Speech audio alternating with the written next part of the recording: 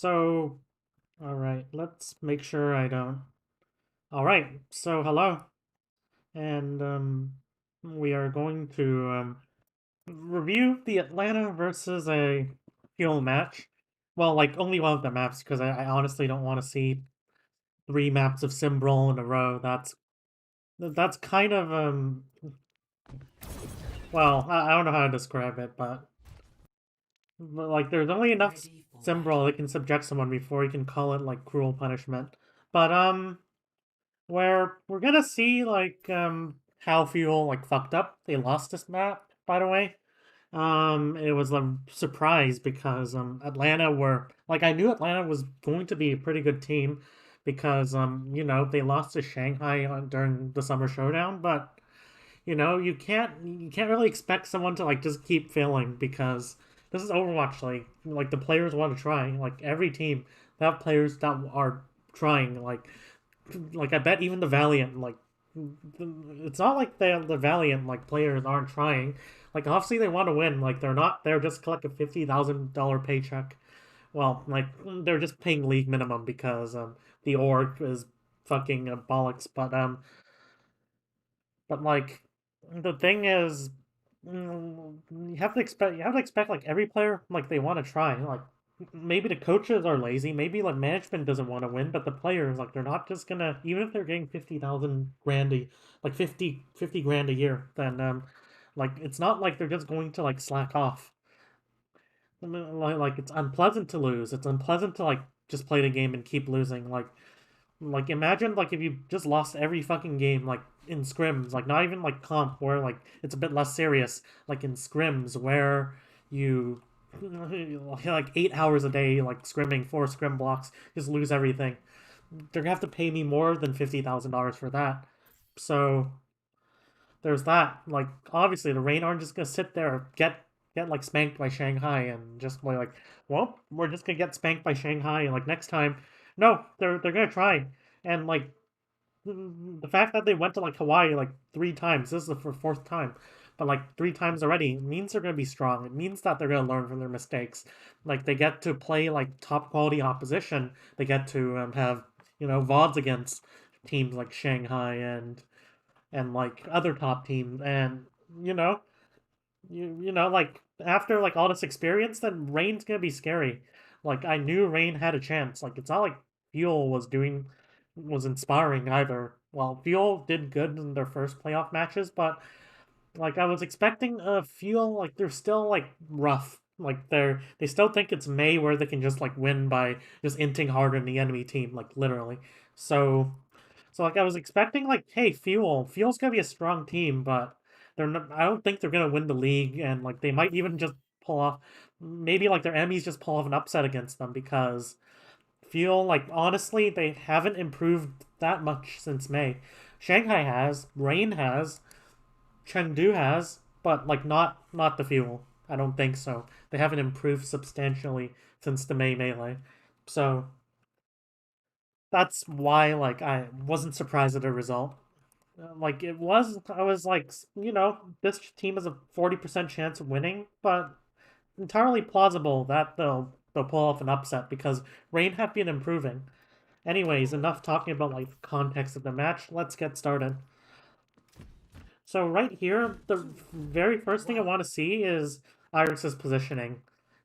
Like it seems silly, but this is actually like this is actually like what matters a lot on this map because here's the thing, if you stand too close at first, let's say you're standing next to Orissa's ass, then like, look at what Fuel are just gonna do. Like they're running like a really hard rush comp. And when I say hard rush, I mean like they're not even they don't even need to like set up. Like their value doesn't really come from setting up that much. Like they want to set up Doha on an angle, sure. They want to potentially set up Smarkle and Hanbin on angles, but like if even if they don't have those, this comp's like the strongest, probably the strongest comp or one of the strongest comps of fighting without like map control and having to play slow. So like if Iris stands here, he will have like literally zero time to kite back. If they're playing Ryan, then maybe he has a chance. If they're playing like an Orisa, he definitely has a chance. If they're playing a more traditional dive comp, then They still need to get the Winston into the back line. Still need to get the back line somewhere. Still need to get the flankers. You can't just int because you don't really have like that burst heal potential. But because like you can't, you have to like get your backline somewhere good. You can't just like fade through the choke and try to just heal your Winston here. Boom boom, kill Iris. But like a more traditional dive comp like won't be able to exploit like very forward positioning. But this comp can, and Iris needs to be standing like, you see where Iris is standing. Like he's standing over here, and the reason is because like he can like go forward if he wants to. He has that rotation option. He can rotate back to point if needed. Let's say like they're afraid of sim TP or whatever. Like usually in this comp, you don't want to kite to point because you're so long range. You just let them TP and you just poke them out. But like he has that option, and that's what matters. Like this like positioning gives you options. More importantly, it keeps you outside like the rush range. So like, if like Fiel want to go for Iris, then good luck getting Jexay and Fielder like onto the high ground. That's all I have to say. Simple as that. So attackers incoming. Defend objective. And like also like good luck getting Sparkle into the high ground in any reasonable amount of time before Iris just like backs up, or like you just get poked out during rotation, which was what happened to Fiel like a lot. So over here, let's like make the icons. See you later. We want to see okay, so first things first, it seems small, but we're gonna see like Fields' cooldown status when they first enter the choke, because normally what you should be doing is you should be like going here, and like if you do have to use like I'd say 1 or 2 cooldowns, then I think it's better to actually like go into this room and recharge them. You don't want to go in here with like less than full tank, like less than full of your fuel tank. Sorry for the pun, but like if you're going in with fewer cooldowns than like you should, then it means that it's easier for them to poke you out and render you like unable to attack. And like the fewer cooldowns you have, let's say you use like your DM, then then you're gonna be forced to use some of the bigger cooldowns to save yourself. Like you have to be forced to use like your like Moira orbs, which means you can't really like engage like that aggressively for 8 seconds, or you have to use like at worst amp like well, amp speed just for rotation, but maybe you need to use amp heal, which is bad when you could have just like saved some defense matrix and just absorbed some of the damage. That's a cheaper cooldown than like a Moira orb, or like a amp like heal, or some amateur teams when they run this comp, they have a tendency to just throw out the Winston bubble. Obviously not Fearless, but worse Winston players, what they'll do is they'll just go here. They won't play cover. They'll take a shit ton of damage, and then they just throw their bubble. And when you use your bubble, it means that like unless like you have like some ultimates, it's gonna be really hard to engage. Like your Winston bubble, once it gets forced out, is like you just lose. If it's forced out at a bad time, professional teams, they're just like hard spam you out, or like they'll just like play so aggressively you can't trade out the aggression because you don't have your Winston bubble to like cut off some of the supports or even block like damage. 700 damage is a lot that like you could have blocked if you save your Winston bubble here. So over here, let's take a look. So we see like the amp speed, sure. Fielders at 80%. Yeah, we'll regenerate. Okay, let's see how much DM Hanbin has. That's fine. It's for the rotation. So we see Fuel, they haven't like used too many cooldowns, and that's good. Now, let's take a look at the rotation though. And here's the problem. I already see a problem. It looks normal, but how is Doha gonna get like past the choke without being scouted out?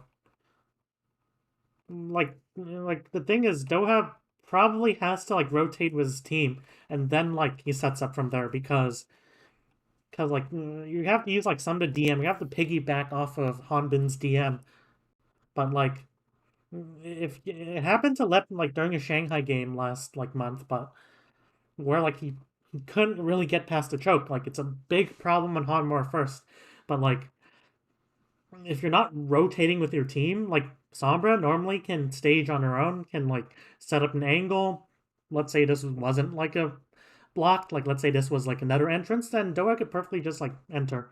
But, like, over here, how is Doha gonna get, like, behind the map or behind the enemy or be able to force point or any of those things that you need to do with Sombra? Like, it's gonna be a risk. It's gonna be a gamble. And if Doha gets Translocator forced out, then like that just buys like a lot of time for Rain to fight 6v5.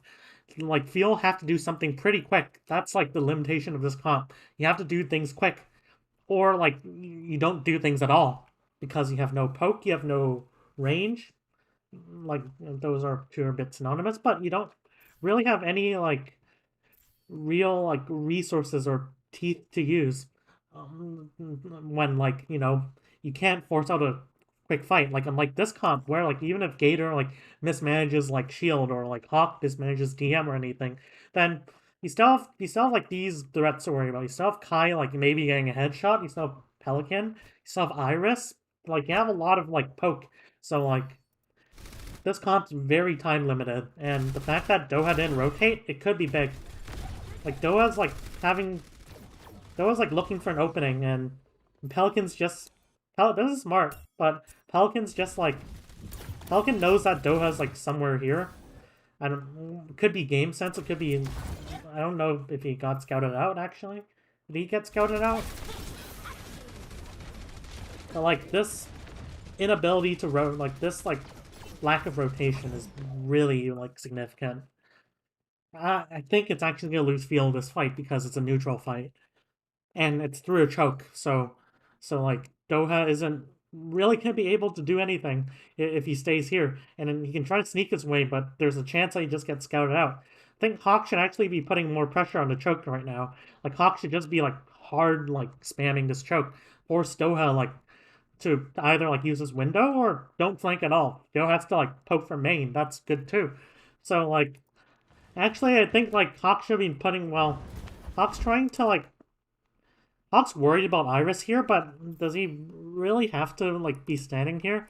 Let's look at where Feel is. Are they really gonna initiate like an engage like right now? Not really.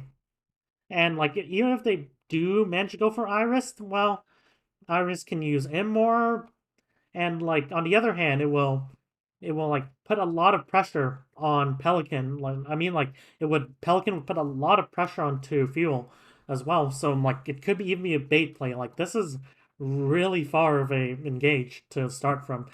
Not to mention that like the supports can't really get onto like high ground. So like this engage is gonna fizzle out. And don't forget the elephant in the room. Where's Doha?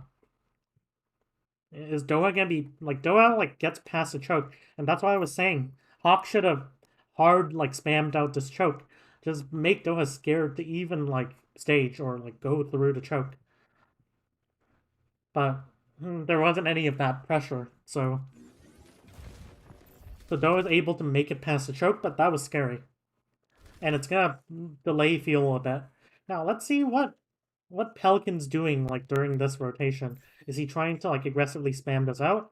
We're gonna see like how he uses his flight cooldown. If he has his flight cooldown, he can more safely spam. Okay, did he use fly?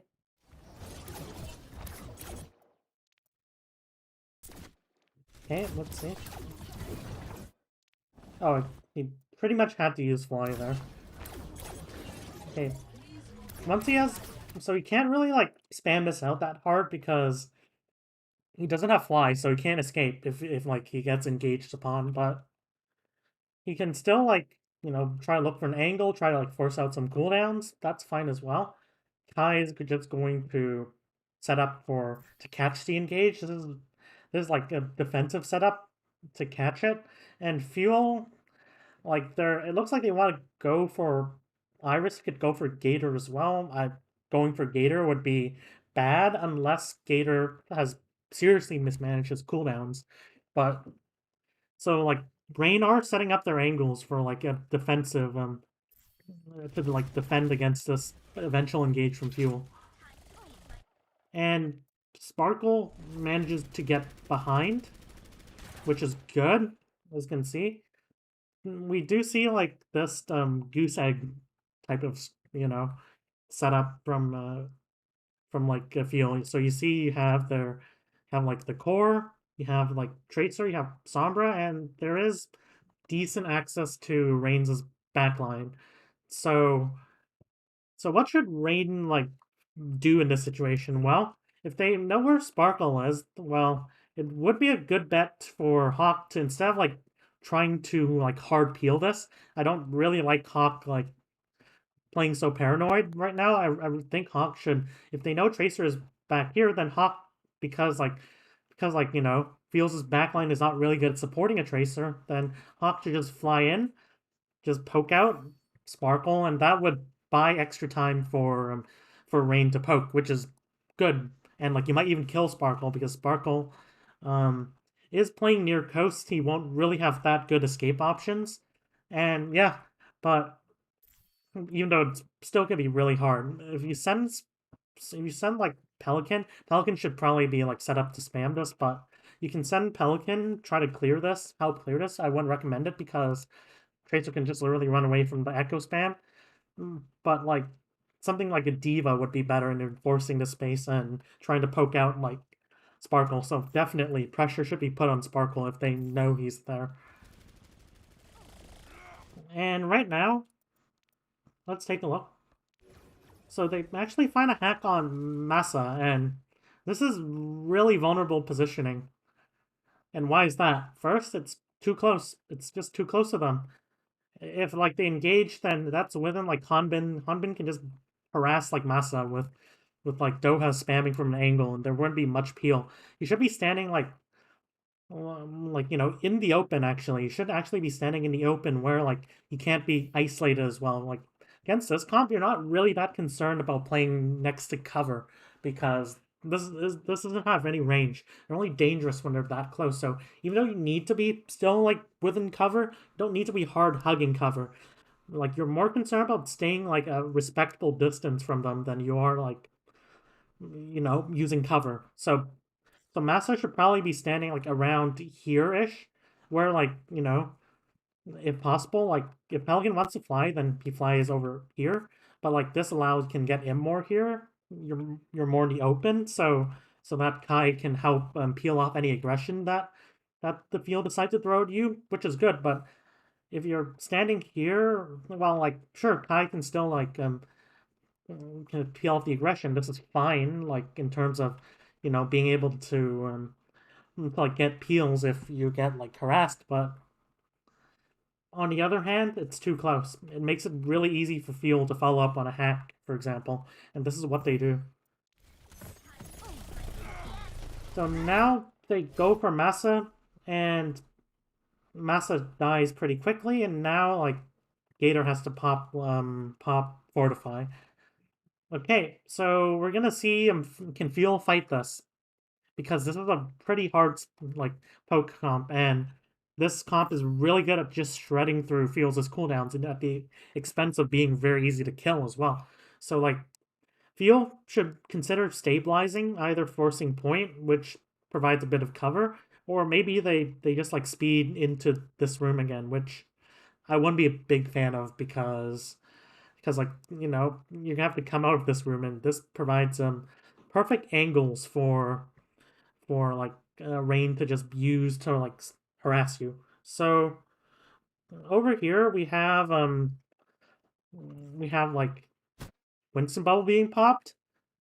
Sparkle is trying to collapse on like Gator over here, so they're still trying to go for Gator. Doha's like on an angle. Hanbin has used almost all of his DM. They use Moira Orb. Wait, were they anticipating a lot of damage? Like, I don't like this. What is he doing? What is Fielder doing over here? Like, what damage are you healing? And look at how much like resources has like effectively wasted. Half. Bad cooldown management, bad resource management. And like, he puts a healing orb, but there's still defensive abilities in play. He wants to use it when the defensive abilities are starting to run out, when the bubble's broken, when the DM's like about to run out, and that should be communicated. Like Hanbin should like communicate, hey, no more DM, no more DM. I'm just gonna throw the bubble then, like not the bubble, like the orb. So like some mismanagement from Fuels' core, like cooldown mismanagement.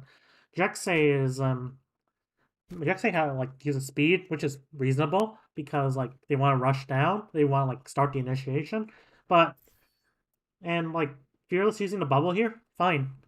Hanbin, let's see what Hanbin's doing. Like they do kill Masa, so it looks good for Fuel. But they break the Immor as well, and now they're going for Pelican.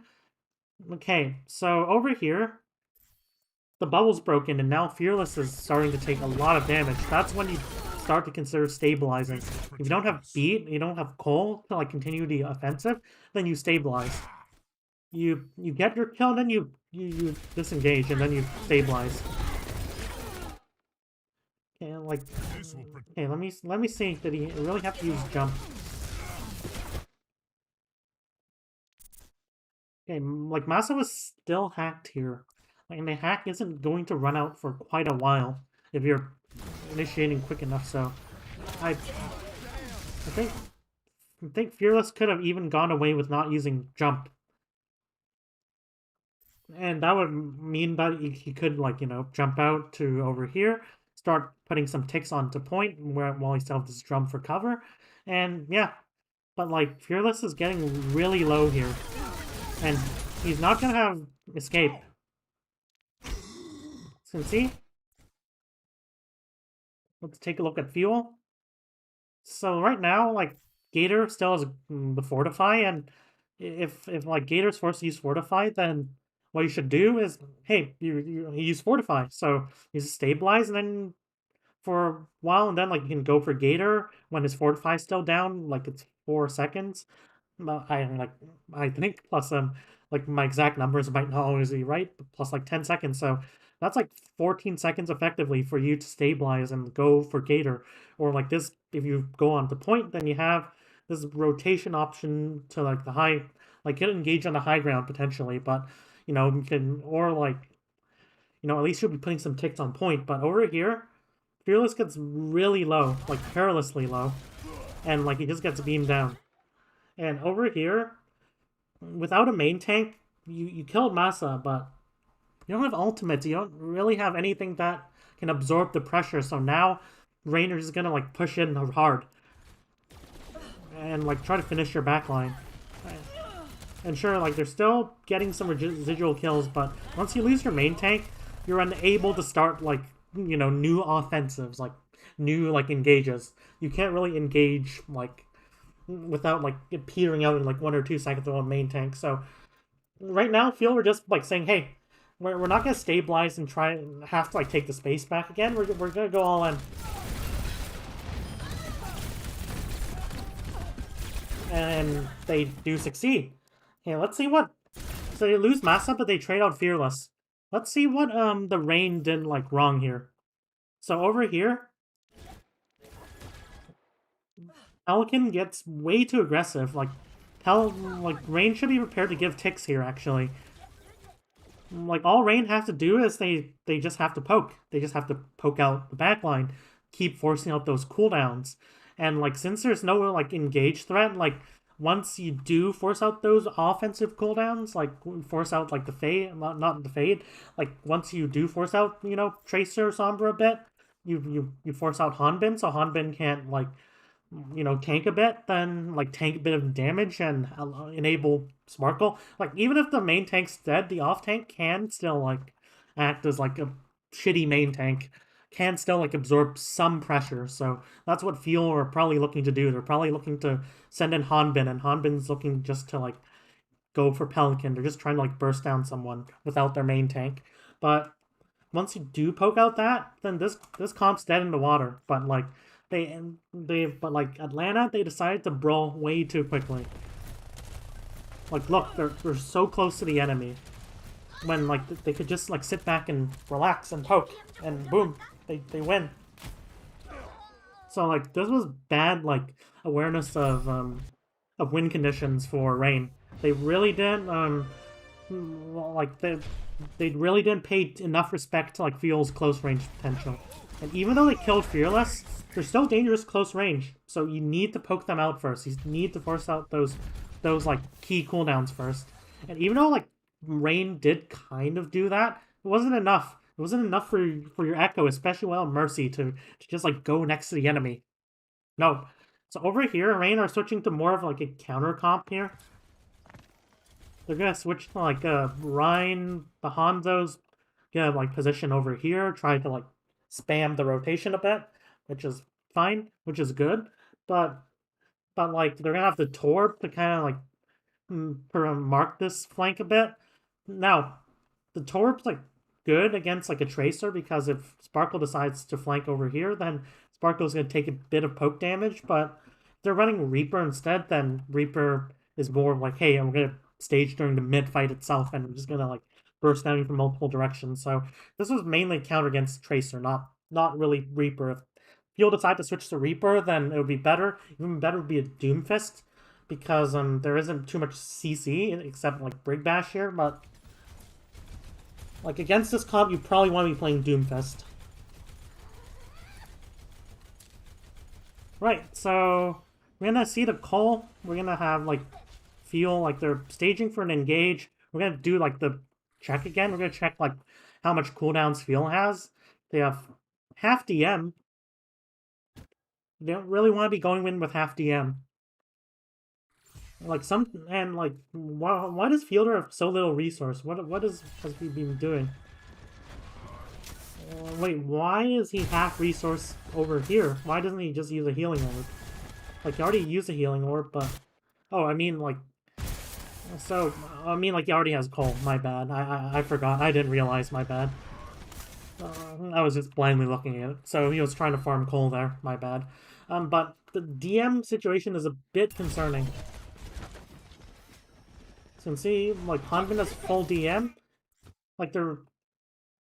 Are they going to start the fight over here? In this case, like, Pelican, like, you have coal, you can just, like, healing orb and heal that up. You don't need to use, like, Matrix, which would be really useful if Pelican was actually using, like, some big cooldown, like overdrive, and then like he's just left clicking, right clicking your Winston. That would be a good use of DM, but not this. Like Hanbin uses 2 ticks just to get that. And Sparkle isn't exactly set up as well, so it doesn't look like they're gonna engage right now. Well, like I mean actually he's engaging from like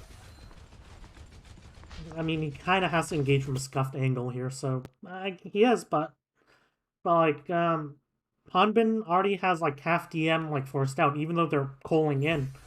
And now they're gonna start the engage. And they're gonna try to burst down Iris here with like this engage from Fearless. But let's see what happens. So over here we have the backline trying to push up. This is gonna be hard to get through because this comps is really good at holding chokes, especially with the Brig as well. But Sparkle dies. Okay, let's see where's Sparkle. Oh, he's kind of in the firing line. This was a bit of an unlikely shot. It was a good shot, but in any case, you kind of have to like either stay inside the bubble, so you can't really position outside the bubble like over here without like someone else taking care of Kai here. Because what Hanbin should probably be doing is pointing the DM more towards Sparkle, not Hey, where's Hanbin?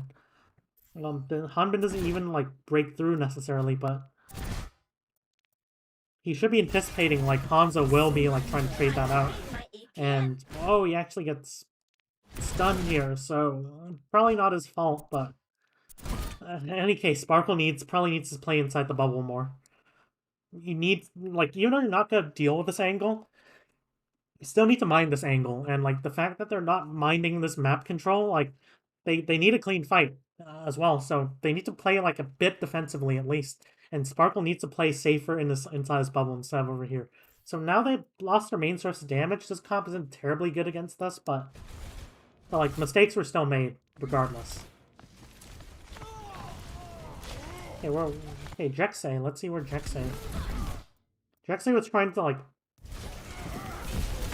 feed in from a direction, which is good. And also, let's take a look at Hanbin. Like, Hanbin should probably be, like, attacking from an angle here. Like, Hanbin should probably be flying in from this direction, not this direction as well. So, like, they're not really using this, like, position. Other than Jexay, it looks like. And he does die, but that's what you're supposed to do.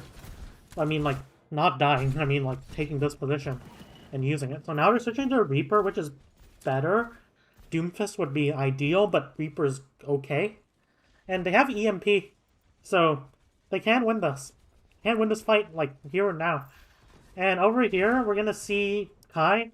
Kai does have, Dragon, which is really good at punishing this rotation. If they know that they have Dragon, then they should either, like, you know, maybe even play slow, just build that beat up. That's fine in my book.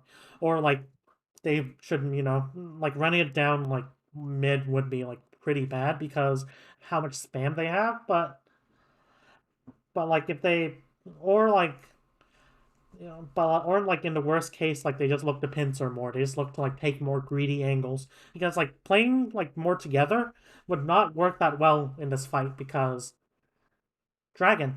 So, like, you'll have to be tracking that. Like, Diva Bomb's not gonna be too much of a concern. Neither should Window, but the Dragon will. And it looks like they're going lower because they're anticipating a Dragon. But, like, this is still a rotation they can definitely just attack. And, like, it's gonna allow Kai... Where the fuck is Kai? It's gonna allow Kai, like, Kai could potentially be standing over here. I think he was he respawning? Where? Like, but nonetheless, some DPS could be standing, like, I think he was trying to find a good angle for, like, the Dragon, but, like, Kai could be standing here, spam, and, in any case, you're not, like, this also gives, like, a lot of engagement options. You can, Gator can, instead of having to, like, try to break through the front, Gator can just drop on the back line and just try to, like, burst downfield or inject say here. So this is gonna be, like, a pretty scuffed. You can see, without a defensive ult, you can't really fight that way. And at least Field do reset though, but that wasn't even a fight. It didn't even feed like Beat.